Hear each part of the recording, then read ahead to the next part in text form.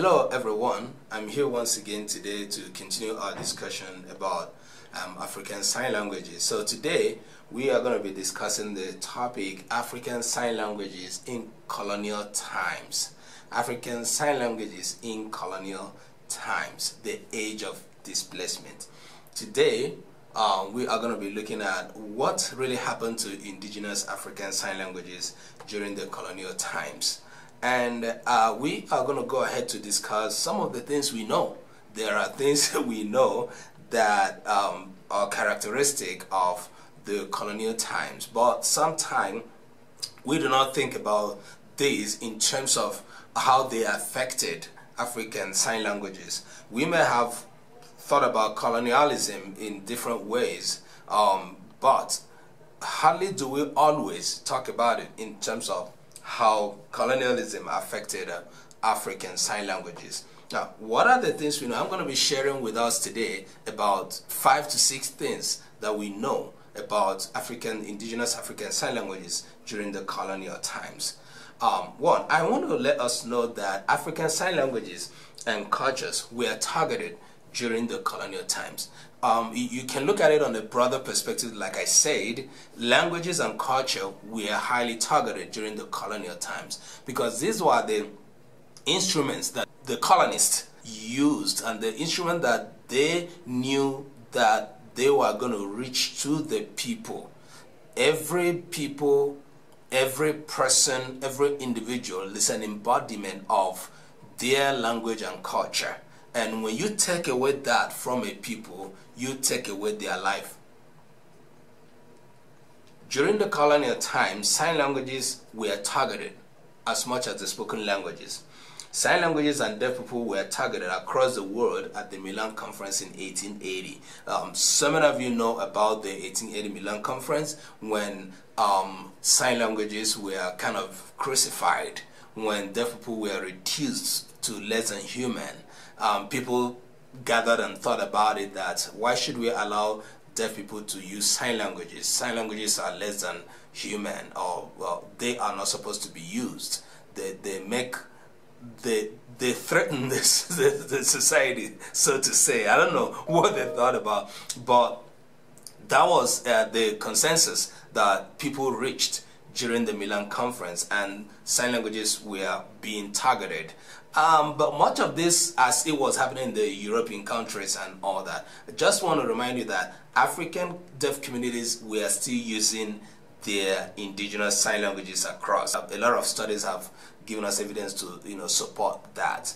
All right, things we know about African Sign Languages in the colonial times. Some missionaries took interest in deaf education during the colonial times. They used the oral method, and some of them introduced the foreign sign languages.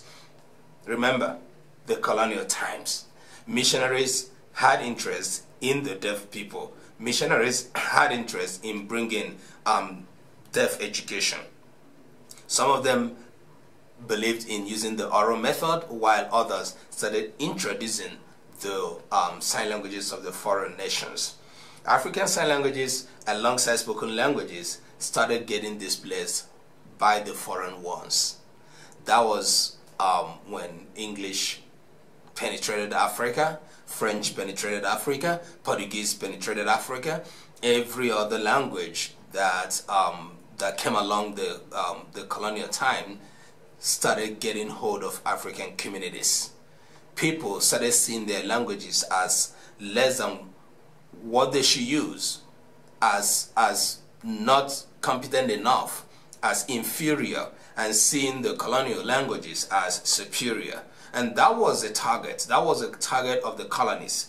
They wanted to impose their languages so much that the people would no longer be using their own languages, but rather use the foreign ones. Right. African deaf people started seeing indigenous African Sign Languages as inferior, unsophisticated, and foreign ones as superior. This didn't start today. As much as we know that the effect is still here with us, it didn't just start today. It started during the colonial times when, for instance, ASL was being introduced in some African countries, even though according to studies it didn't really happen in West Africa until the end of the colonial times of many countries. So we're going to get to that. But during the colonial times, the missionaries, most especially, that came in to teach the gospel, some of whom got interested in the deaf people, started having interest in giving them education, and so not caring about the languages they used, but rather caring about giving them a so-called a new life. So at the end of the day, indigenous deaf people started seeing their indigenous African sign languages as inferior and unsophisticated. This attitude is very much alive today by deaf persons. That is what we know. We're going to be pointing at a few instances as we go on, but today I have something to show you about this, the things we know. Constance Schmalins, one of the scholars I respect so much, quoted Tola Odunsanya, one of the deaf elites that I know very well, that is also respected in Nigerian deaf community, on his view in 2000 about Hausa Sign Language. Remember, Hausa Sign Language is an indigenous sign language in Nigeria. And Odunsanya 2000 said this: in present-day northern states of Nigeria, there is a form of unsophisticated, unrefined sign language being utilized. These signs and language belies go contrary to pure English grammatical syntax, which is the lingua franca of the Nigerian nation. That was a statement by a notable deaf man talking about an indigenous sign language as unsophisticated, as unrefined, and does not follow the grammatical and syntactic rules of English. Now, but the question is sign language English? Should a sign language, any sign language at all, follow the grammar or syntax of English language? The answer is no. This is the root of the misconception. This is the root of the misunderstanding that is flying around the indigenous deaf communities across Africa. People thinking that sign language has everything to do with English language because English is spoken in the country. Or even people thinking that sign language used in their country has everything to do with French because French is spoken in their country. Looking at this, we begin to find where we got it wrong. Remember last time I started asking, how did we get here? This is how we got here. The age of displacement. The age of displacement brought a notion that so much belittled the indigenous sign languages and so much raised the foreign imposed sign languages because of their relationship with the foreign spoken languages. And they thought because it is alongside the foreign spoken languages, they are foreign. And if it is not foreign, it is not sophisticated. If it is not foreign, it is not refined. This is how we got here. But you can imagine how far and how long this has been with us. And that's what we're talking about today. How did we get here? The age of the displacement of the language and the culture of the people. That's how we got here.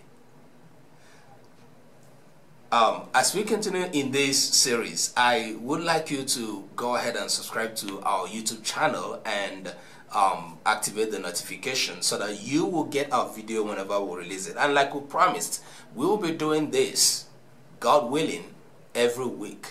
Coming here to discuss the indigenous African sign languages from the pre-colonial times, the colonial times, up to what we have today.